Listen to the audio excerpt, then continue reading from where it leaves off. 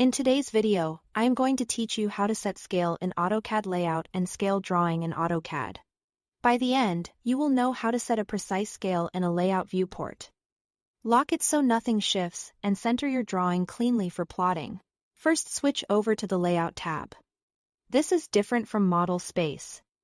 Think of Layout as your sheet where the finished drawing is presented. If you don't already have a viewport on the sheet, create one. You can do that by using the -viewports command to place a rectangular window that looks into your model. If a viewport is already there, you can reuse it, no need to make a new one every time.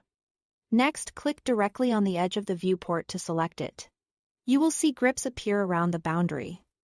Selecting the edge tells AutoCAD you want to control the viewport itself, not the geometry inside it. This is important because scale and locking apply to the viewport object.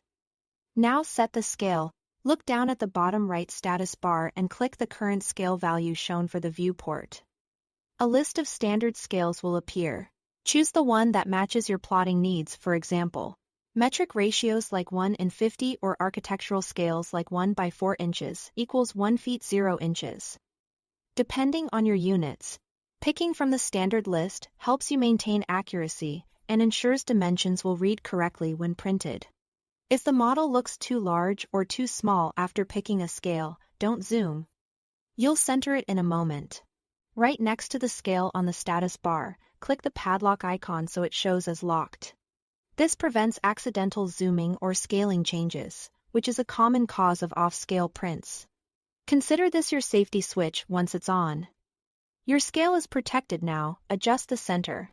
Double-click inside the viewport to activate it, and use pan to nudge the view until your drawing is nicely centered and composed on the sheet. Avoid using zoom so you don't disturb the scale. If your setup blocks panning in a locked viewport, briefly unlock, pan to center, and then relock to preserve the scale. When you are satisfied, double-click outside the viewport to return to paper space so you don't accidentally move anything. That's it. Thanks for watching.